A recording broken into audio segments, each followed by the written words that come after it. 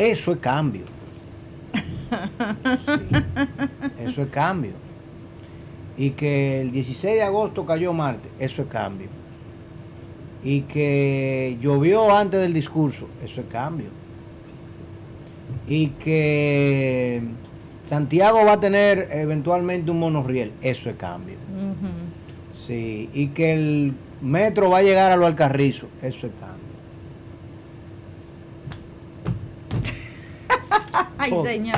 Todo la es cambio. palabrita, no, sin duda.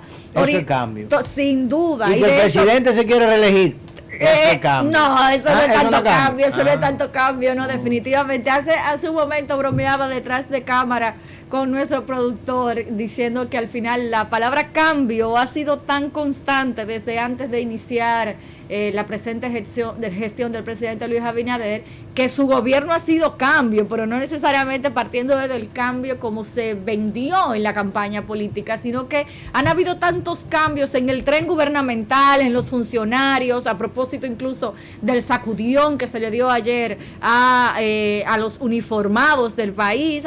Ahí queda todavía Díaz Morfa, que no se sabe qué va a pasar con él, si al final se ratifica o se pone en retiro, pero en efecto... no lo avisaron en el decreto. No, el único que no está es el ministro de Defensa, Díaz Morfa, que sabemos evidentemente a quien responde ideológicamente hablando, políticamente hablando, ¿no? Sabemos a quién responde esa figura de Díaz Morfa, pero es el único que de momento sigue estando allá como al frente de los uniformados, en este caso en el Ministerio de Defensa. Todos los demás cambiaron y evidentemente la gente sigue esperando que hayan otros cambios. De hecho, en las redes sociales era tendencia el día de ayer también que necesitaban más cambios, entonces parecería que tiene que volver con un equipo de trabajo totalmente nuevo el presidente Luis Abinader, porque ha movido a muchos de sus colaboradores. Ayer movía a otros tantos y todavía la gente sigue esperando que sigan moviéndose sus colaboradores o siga él reponiendo, ¿no? Remeniando la mata, y eso también es un indicativo de cómo anda la gente o cómo anda en el gusto popular el presidente Luis Abinader y su equipo. Si tú pides muchos cambios y que sigan cambiando y que sigan cambiando sus más cercanos colaboradores o los que están con la responsabilidad de verdad llevar las riendas de los distintos organismos del Estado, pues sin duda es una lectura también de cómo está el favor de la gente hacia lo que de hecho se sigue confirmando el día de ayer, y es esta carrera hacia la reelección del presidente Luis Abinader. El cambio. Es realmente, ¿cómo te explico? Vamos a analizarlo, porque el presidente en el día de ayer trajo de nuevo el discurso de la austeridad de este gobierno o de la eficiencia de este gobierno. Fue uno de los estandartes que más llamó la atención, y él hizo el comparativo, porque tú sabes que los partidos de oposición, una de las cosas que le critican a este gobierno es la poca inacción en términos de construcciones, de inversión en infraestructura y en construcciones a partir de, digamos, de proyectos significativos. Hay que recordar que el año pasado, eso fue algo que aquí lo observamos, lo criticamos y lo pusimos en su justa dimensión. El presupuesto de obras públicas y las inversiones en infraestructura planteadas en el presupuesto y ejecutadas en el presupuesto del año pasado fueron espantosamente pequeñas, más de un 30% menos que en años anteriores. Este año no ha sido tampoco la excepción en ese sentido, hasta ahora. Y cuando tú miras que el presidente te habla de lo austero o eficiente que están siendo con las inversiones, por ejemplo, él puso de ejemplo los 3 extensiones que están haciendo de la UAS frente al parqueo de la UAS, o 1 kilómetro del metro, de la nueva línea del metro que va a llevar del kilómetro 9 de la autopista Duarte hasta los Alcarrizos, de que está costando un 25% menos que lo que costó hacer, digamos, la primera línea o esa extensión del metro hace 15 años. uno tiene que decir, ven acá, pero y el presidente se olvidó que la semana pasada tuvo que cambiar a funcionarios porque estaban gastando todo el dinero del Estado y no estaban haciendo nada con ese dinero. Porque, ok, vamos a suponer que, vamos a asumir que la línea del metro van a ser igual de buena, igual de eficiente o igual de mala, o sea, van a ser iguales a las que tenemos actualmente. Por definición no deberían ser iguales, deberían ser mejores, porque de hace 15 años para acá, el teléfono que yo tengo en la mano no es el mismo que yo tenía, y el vehículo no es igual, y las carreteras y las tecnologías todas han mejorado. Por tanto, estas nuevas estaciones, estas nuevas subestaciones, estas nuevas líneas del metro, inclusive deberían venir a complementar mejoras significativas en las otras. Que creo que había un proyecto de expandir las estaciones del metro, porque en definitiva se habían hecho para muy pocos vagones, 3 vagones cada una. O sea que no podemos hablar ni siquiera de la ampliación de la línea del metro, tenemos que hablar de la mejora del sistema de transporte subterráneo o de transporte ferroviario urbano e interurbano, más que de otra cosa. Pero vamos a suponer que todo eso sea exactamente igual y nos está costando 25% menos. Ese 25% menos es para indexar lo que estamos malgastando en los otros ministerios.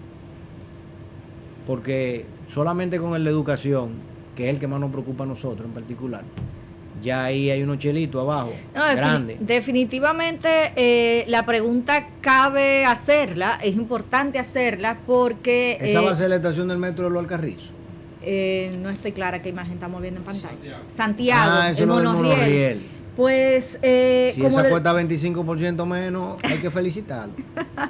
Pero que vale hacerse la pregunta porque, por un lado, de ayer para acá hemos estado escuchando todo el discurso del presidente Luis Abinader, que sin duda aparentaría una rendición de cuentas, ¿no? Que era lo que estaba haciendo allí. Pocas personas a lo interno del Teatro Nacional, del Teatro del Cibao, que fue donde finalmente se tuvo que realizar el discurso, luego de que parecería que la gente del gobierno no sigue ni siquiera en Twitter a la gente de meteorología, ni a Gloria Reyes, ni a ninguna de la gente del COE, porque no se enteraron que iba a haber una vaguada. O sea, señores, minutos antes de la hora fijada de que se hicieran los cambios, Santiago se estaba cayendo a pedazos con aquel ventarrón, carreteras, en las carreras se cayó un pedazo de la calle.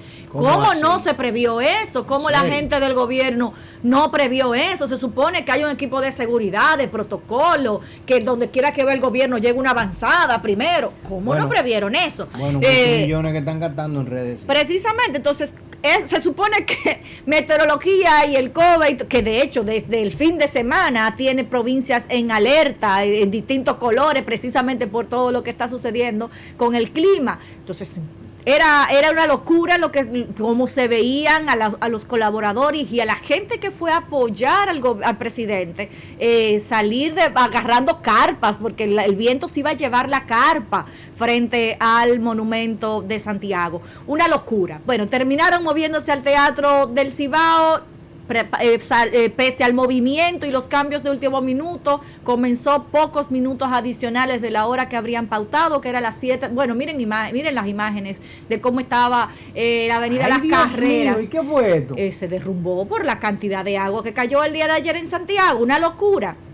Y precisamente empieza pocos minutos más tarde, esto no retrasó, el presidente habría convocado a las 7 de la noche su discurso, sobre las 7:24 aproximadamente ya tenía los micrófonos encendidos, tocaron el himno y a las 7:27 ya estaba hablando el presidente. Y hablaba, como decía, ante un auditorio prácticamente de su favor, muchos aplausos de pie, sobre todo en el momento en el que refería el tema de la construcción, las extensiones de la UAS versus el del parqueo de la sede central, aplausos de pie. Hubo un camarazo ahí a uno de los empresarios de Santiago que estaba relacionado, un camarazo, lo poncharon en cámara y era el único que no estaba aplaudiendo, de los que están vinculados a construcciones del pasado gobierno, que obviamente por ser un empresario de Santiago, pues estaba sentado allí. Pero no fue Manuel Estrella. Manuel Estrella, precisamente. No, pues yo está muy contento con este gobierno. No, el único que se ve no aplaudiendo en esa imagen. Es que él es reservado. Él es reservado, pero óyeme, Está frío también, está frío también. Sí. Okay. Ahí no hay pero en efecto, el presidente Luis Abinader ahí tiene una situación. Hablaba de todo esto que habría logrado, y sin duda todo lo que el presidente decía ayer parecía un ataque. Aprovechó bastante para atacar a la oposición, una rendición de cuentas, pero lo comparaba con frecuencia con lo que hicieron los otros en 20 años, con la inversión del metro versus lo que hicieron los otros, la inversión en extensiones con lo que hicieron los otros, con respecto al tema educativo, al tema de la salud.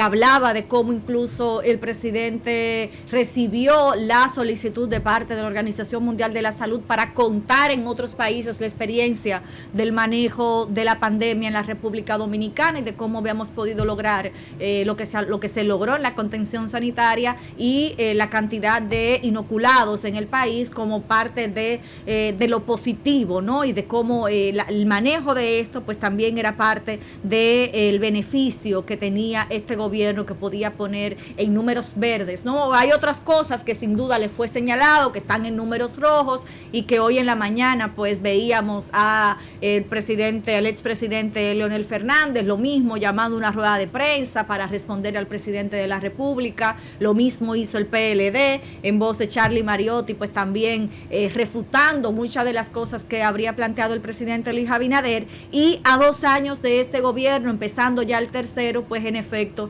vemos, como decíamos hace un ratito, ya la carrera por la reelección. Desde el pasado evento en el que se nombraron, se juramentaron los nuevos dirigentes de la cúpula del PRM, pues veíamos al presidente Luis Abinader otra vez con este aire reeleccionista, un hombre parecido al que veíamos en campaña, atacando a los opuestos, y ahora vemos que parecería que desde el gobierno pues también estamos utilizando lo que vemos como resultados para ponerse, ¿no?, en el punto de referencia para las próximas elecciones de 2024.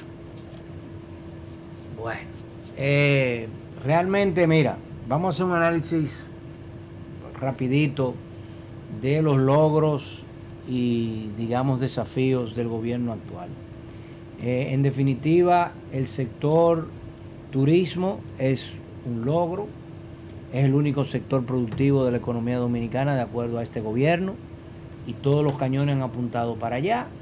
Todo se ha apuntalado por allí, tanto es así que fíjate que la semana pasada se habló de un reordenamiento territorial en Bayahibe.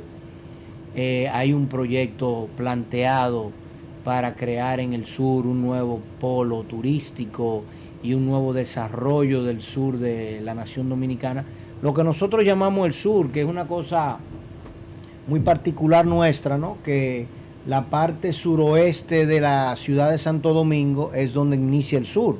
Parecería que la ciudad de Santo Domingo está en el norte o en el centro de la isla, pero realmente la ciudad de Santo Domingo también está en el sur.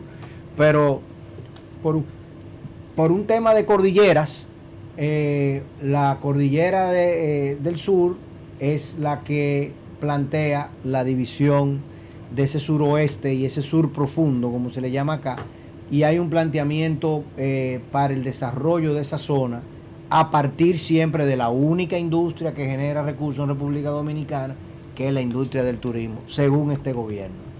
Ese ha sido una luz importante, porque ciertamente el turismo se ha rescatado.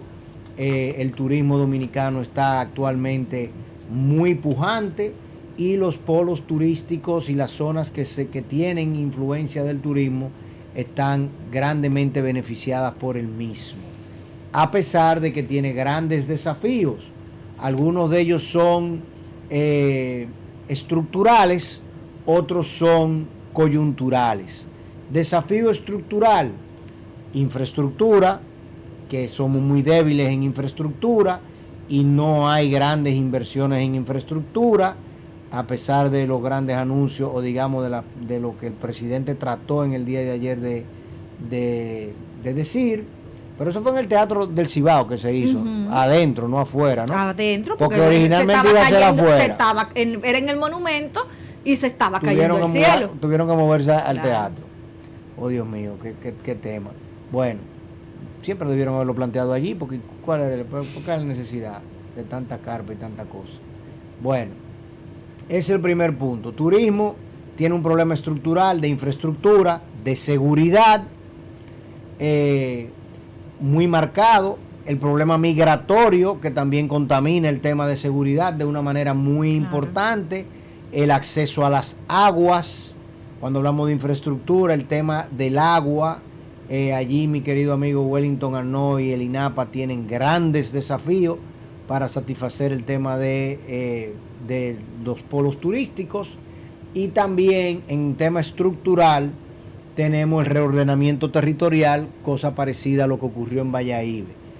En temas estructurales, si somos realmente visionarios, está también el tema de la calidad de la mano de obra, la educación, la formación de nuestros recursos humanos para atender ese enorme flujo migratorio que significa el turista, porque el turista es un migrante de corto plazo, pero tú tienes que atenderlo como tal y brindarle un servicio de calidad, brindarle seguimiento, brindarle esquemas complementarios.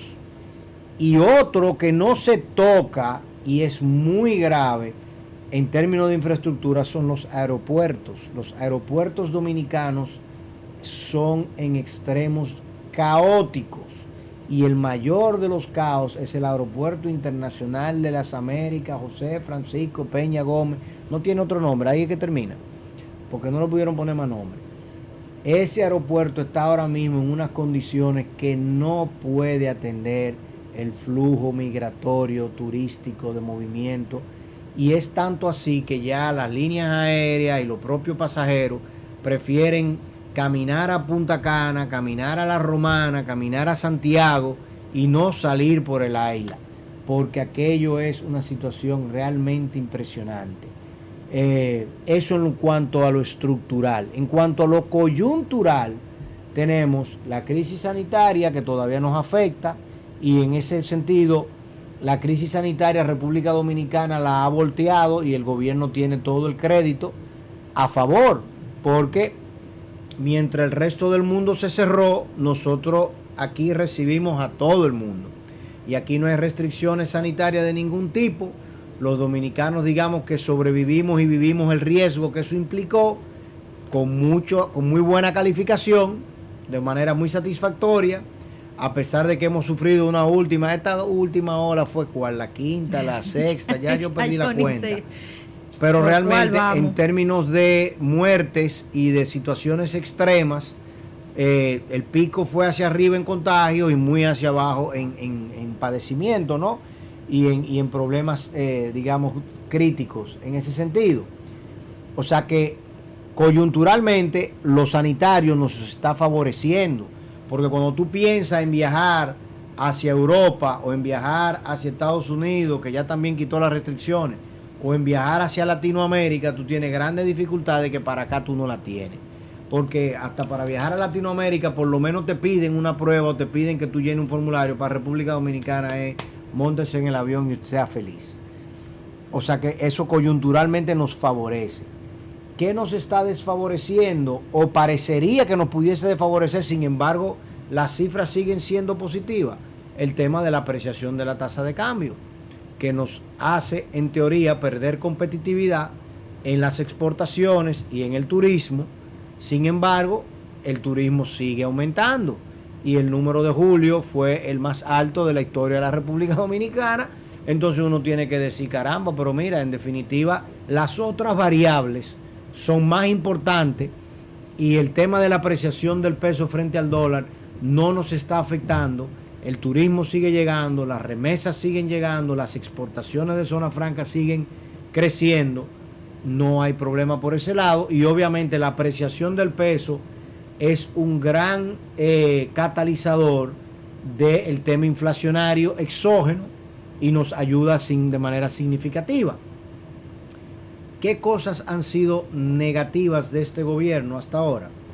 Obviamente, salud y educación graves, muy graves, tan graves que el gobierno ha tenido que cambiar al ministro de Educación la semana pasada y las evidencias que ha puesto el propio nuevo ministro son de que en educación, tal y como todos lo decíamos todo el tiempo, la situación es muy contradictoria y es difícil uno tragarse el discurso de eficiencia y de productividad de este gobierno cuando el mayor ministerio lo único que hizo fue botar el dinero. Ya como que ahí yo no te... es muy complicado yo creer lo otro. Y el otro gran sector crítico que este gobierno no ha atendido de una manera positiva es el tema migratorio. El tema migratorio es un tema muy delicado porque no es solo la movilidad del individuo, es todo lo que implica en el caso particular de la República Dominicana con respecto a seguridad, a carga, incluso para el presupuesto, cuando tiene que destinar fondos para el sector educación, para la salud, el hacinamiento que muchos migrantes también provocan en espacios públicos y bueno, cuando tienen que improvisar casuchas, ¿no? Para poder resguardarse. El caso migratorio dominicano es bastante delicado y sobre eso también se refería el presidente Luis Abinader cuando decía ayer que tiene un problema internacional con respecto a esa migración y todo lo que eso implica y hacía otra vez esa reflexión para que la comunidad internacional pues pase del discurso a los hechos. Y justamente, señor Garrido, en ese tema que usted planteaba con respecto a la parte económica, ¿no? Que si bien el presidente y su gobierno pues ha tratado de hacer como ellos llaman una optimización del gasto, una mejora del gasto. Hay ministros y sectores que no se han enterado de ese discurso y a veces con colocar una coletilla en las falsas portadas que vemos en los medios de que fue pagado con el dinero privado, por un espacio pagado por el sector privado, parecería que ya eso cubre la falta y estamos viendo de nuevo, si bien se hace el sector de la comunicación, del periodismo, vende sus productos para poder financiar, como en el caso de los anuncios, pero vemos desde el gobierno estos pagos de falsas portadas. La semana pasada era el sector turismo, que prácticamente en la mayoría de los medios tenía esta falsa portada hablando de la recuperación del turismo y tenía, como decíamos, esta coletilla de que era pagado por el sector privado. Sí, pero ese sector privado es una inversión que está haciendo, cuando pone estos anuncios es una inversión que está haciendo para muchas otras cosas, favorecer su misma acción diaria, ¿no? Y hoy vemos, por ejemplo, algunos medios que traen esta falsa portada con el tema del crecimiento de las zonas francas y cómo la proyección para 2022, que es algo que también se hablaba de cómo para este 2022 las zonas francas pues van a tener una proyección del mejor de los crecimientos, ¿no? Y eso, bueno, pues vemos entonces que está también como falsa portada en uno de los diarios principales, pagado por Industria y Comercio y las zonas francas del país. O sea que también estamos hablando de austeridad y de cómo muchas cosas deben recortarse, ¿no? Porque el país está cargando pesado por inflación, por subsidios para ayudar a los pequeños, pues también en publicidad pudiéramos bajarle un poquito, ¿no? No, es que lo que es evidente es que la prioridad es política. La designación de Roberto Fulcar en educación y de varias otras designaciones, lo que han marcado es que lo político prima por encima de cualquier otra cosa. Y esta agenda reeleccionista y este nuevo empuje reeleccionista, lo que está marcando es eso. Lo político prima por encima de todo. Y así es muy complicado. Claro. Así es muy complicado, real y efectivamente, uno tener un avance sustancioso y real. Porque es que tenemos que entender que el compromiso es de la ciudadanía en su conjunto. Y los políticos lo que tienen es que presentarnos a nosotros temas real y efectivamente políticos. ¿Dónde están las reformas que se están haciendo? No va a haber ninguna reforma en estos 4 años. Ninguna. Es una agenda legislativa muerta. Entonces, donde usted no me pueda presentar una agenda legislativa transformadora, aquí se está hablando de las 3 causales del aborto. Para nada. Aquí se está hablando de reformar la ley sanitaria, que tenemos una crisis enorme. Es tan grande la crisis que el propio ministro de Educación, eso vamos a hablar ahorita, está pidiendo una reforma de la ley de educación, porque que se sabe que esos códigos son demasiado antiguos. El código tributario tiene 30 años, cumple ahora. La reforma arancelaria de hace 30 años. La arancelaria tú podrás decir, bueno, con El acuerdo de libre comercio con Estados Unidos y Centroamérica, eso se modificó para esos países, pero ¿y para el resto del mundo? O sea, ¿dónde estamos nosotros mirando políticas real y efectivas, transformadoras? ¿O eso no es cambio? Vamos a hacer una pausa. Señores, mire, hablando de reforma, antes de irnos a la pausa, hace un año justamente el presidente Luis Abinader hablaba de esas reformas. Esas 12 reformas que él avisaba en las escalinatas del Palacio de Gobierno y que luego fueron al Consejo Económico y Social. Se sumó una adicional con el tema de la reforma a la ley electoral. 13 reformas y reposan en el CES. Ninguna de esas pues ha salido de allí. El presidente hablaba ayer de que están en fase de conclusión, pero en el mismo sitio. Ahí no ha salido más nada. La única que está un poquito más avanzada es la de la reforma policial, y ya sabemos que es porque prácticamente lo que hizo fue instrumentarse la forma de trabajarlo, porque ya eso existía. Es lo único que se ha avanzado un poco. Todo lo otro ha quedado ahí en el Consejo Económico y Social. No conocemos las intríngulis de lo que se refería el presidente Luis Abinader cuando decía que estaba en fase de conclusión, si al final de cuentas están en el mismo Consejo Económico. Y eso debe ir, obviamente, al Congreso para que sea estudiado o refrendado o conocido en comisión y ver entonces si se aprobaba.